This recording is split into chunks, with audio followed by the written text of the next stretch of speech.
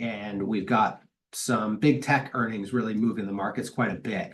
So we have Microsoft reported earnings, and they are down significantly today as a Good afternoon. The Fed is the big focus here this week. Plus, we have big tech earnings and Microsoft, more specifically, in the headlines with a big down day today. I'm Brandon Steele, financial advisor with Mainsail Financial Group, and our goal is to leave you feeling more empowered after each of these updates. This week, we got quite a bit to cover here, so I will start with some of the lesser headline type of items. First being the consumer sentiment numbers. So consumer sentiment came out last Friday. At that reading, basically what we saw was that it was up slightly and a bit higher than expectations as well. But really the big focus here this week is going to be on, let's say, two things. One being the Fed and the second being big tech earnings for the week. So let's start with the Fed. And what I will share just briefly is what came to be, and then I'll talk a little bit about what we saw in the press conference that followed.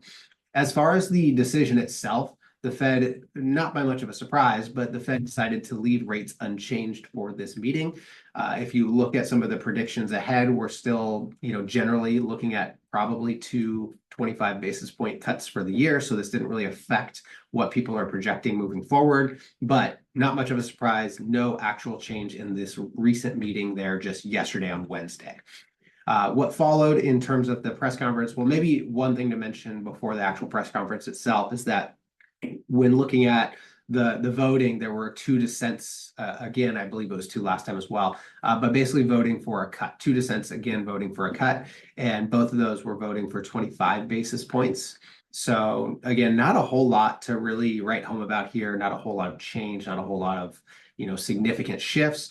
And even in the press conference itself, I think that generally a lot of the questions was media chasing headlines and this kind of politics side of things that, as if you follow the Fed press conferences, he just doesn't really get into those.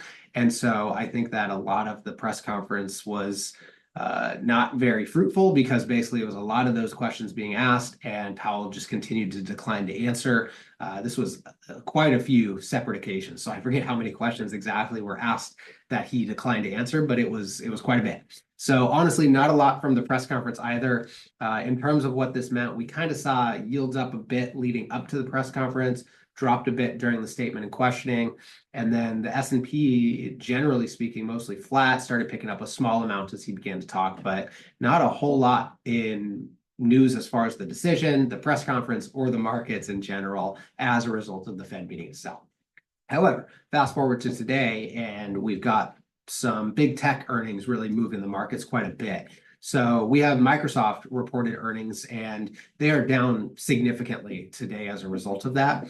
If it helps, basically the earnings actually did beat expectations. So they saw a great quarter, but it looks like investors are generally worried about two things. One being cloud growth, and the second, which is why I'm highlighting this mostly is because this applies to other firms as well.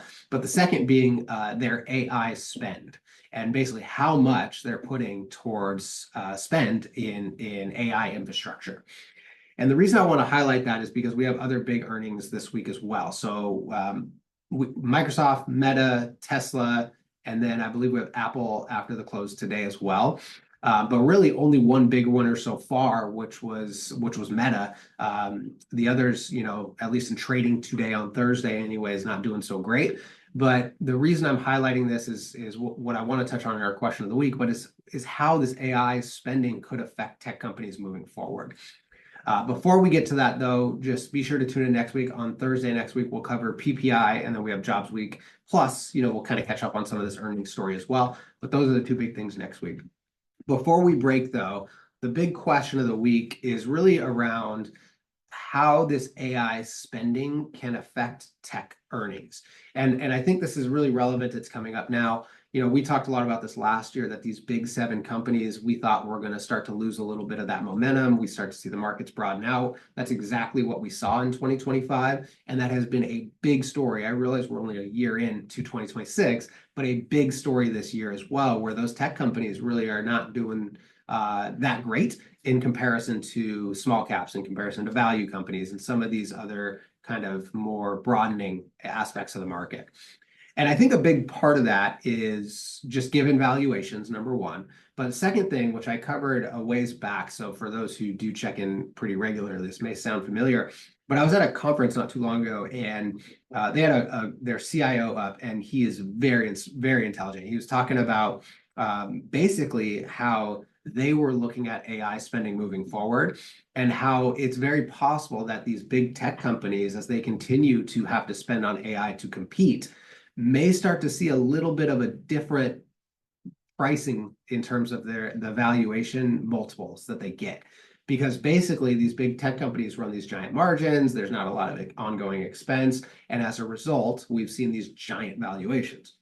What they were kind of suggesting or arguing is that, well, what happens if now all of a sudden, with AI, they have these giant CapEx expenditures, but it's not a one-time thing, because in order to compete in this area, they're going to have to keep spending and keep spending and keep spending.